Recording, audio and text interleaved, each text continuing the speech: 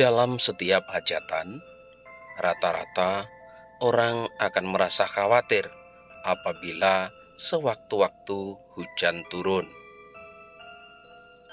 Tak hanya hajatan orang-orang di desa, misalnya pengantin atau acara-acara adat yang lainnya. Akan tetapi bahkan acara-acara besar seperti halnya balap motor, balap mobil dan lain sebagainya juga merasa khawatir apabila tiba-tiba hujan turun. Karenanya, profesi pawang hujan menjadi satu hal yang sangat dibutuhkan oleh masyarakat. Tentu saja dalam tanda kutip. Nah, pada kesempatan kali ini, sedulur, saya akan ajak sedulur semuanya untuk membicarakan masalah pawang hujan, tentang bagaimana prosesinya, tentang apa yang dilakukan oleh pawang hujan, pun juga kadar keberhasilannya. Tentu saja banyak hal-hal rahasia terkait dengan profesi pawang hujan maupun prosesi pawang hujan yang akan diungkap dalam pembahasan kali ini.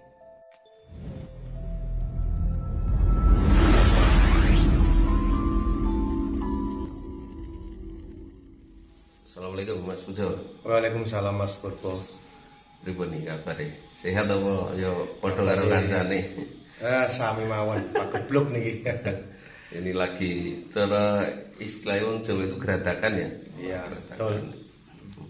Makanya kayak semboyan penjenengan tetap kita harus selalu sehat dari dalam. Iya.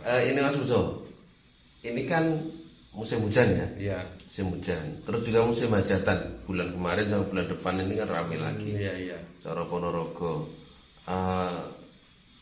Ada istilah kalau orang yang mau duwe gawe atau orang ada acara itu biasanya menggunakan jasa tukang terang udan. Ya, tukang terang udan. Kalau orang modern mengenalnya sebagai pawang hujan. Ya.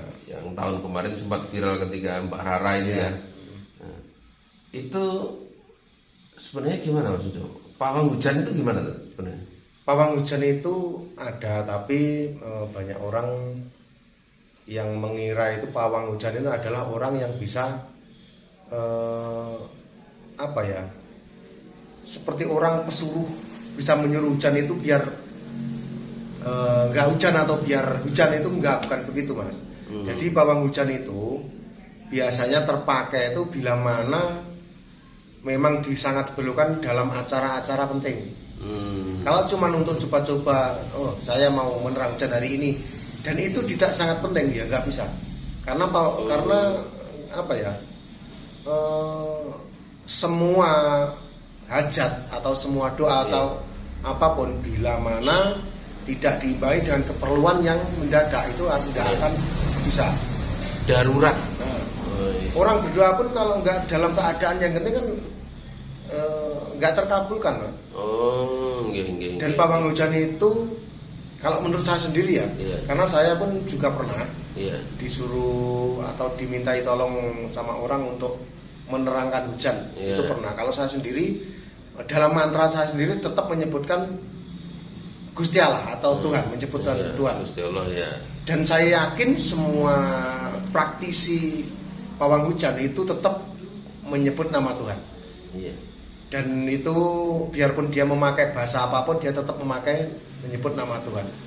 Dan kalau sudah menyebut nama Tuhan, itu pasti memintanya tetap pada Tuhan. Pada Tuhan, ya. Tidak kepada yang lain-lain. Ya, karena apa Mas?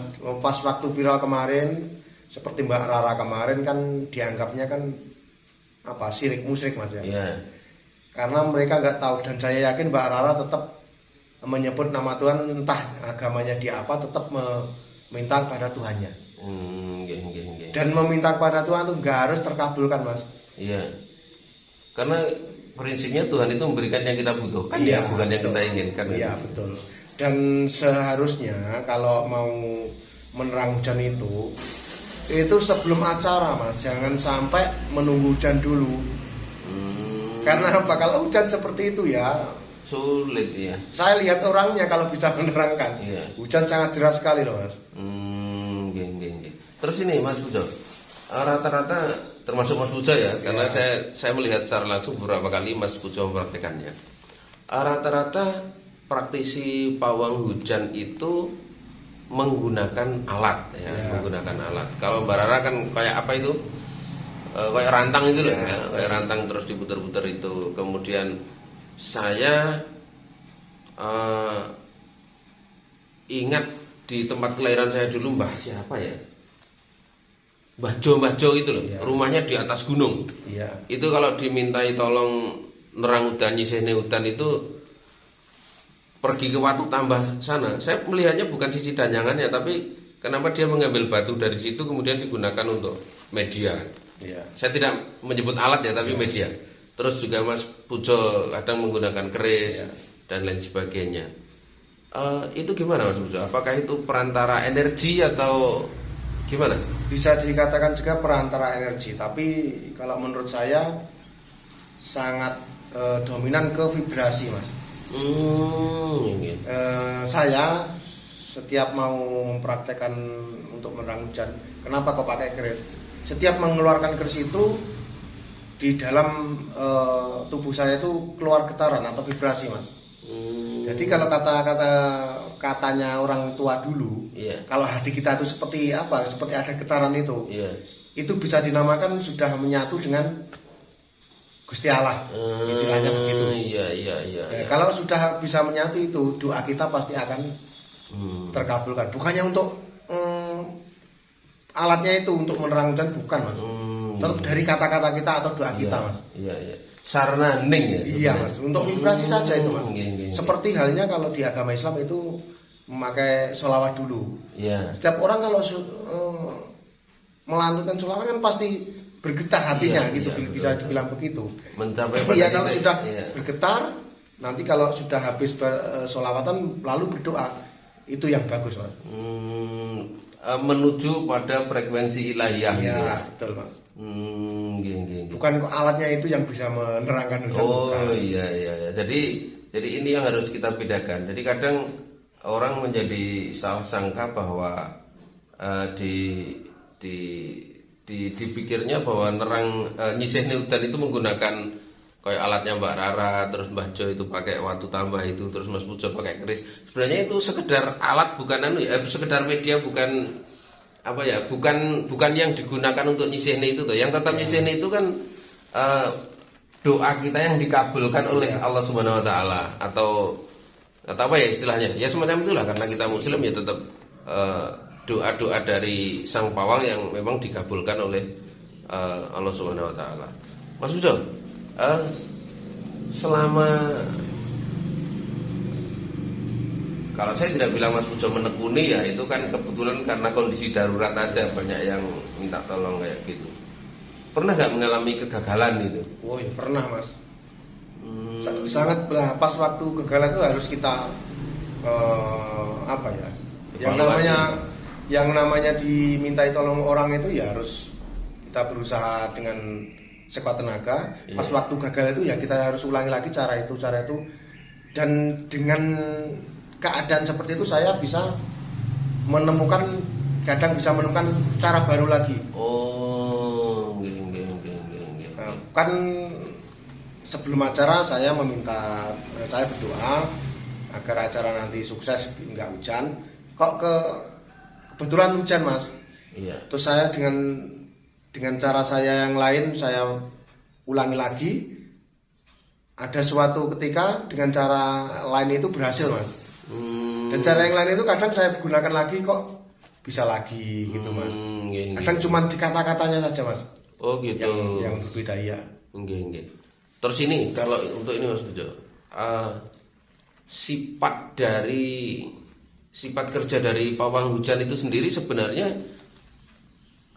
menolak hujan ataukah nyisehke gitu. Jadi tetap hujan tapi ya, bukan kok menolak Mas. Menolak itu ya sudah menyalahi kodrat. Iya. Kan waktu atau kapan datangnya hujan ini sudah ditentukan. Iya. Kita cuman nyisihne lah, nyisihne itu apa ya bahasanya? Cuma nyisihne tetesnya air. Iya. Kalau di lingkungan sini itu hujan, kita cuma untuk minta untuk di tempat lain itu aja. Tempat lain. Nanti kalau sudah selesai acara ya silakan hujan lagi di sini. Bukan kok menolak hujan, Mas. Bukan. Iya. Dan qadarullah banyak yang berhasil. Iya. Artinya dari sini sebenarnya kita apa ya? Di dunia sains sebenarnya kan bisa apa? Istilahnya itu dipahami sebagai pembelokan gelombang ya. Iya. Ya kalau seperti gelombang itu kan ketika terhalang segala sesuatu dan hal arahnya kan berbelok. Iya.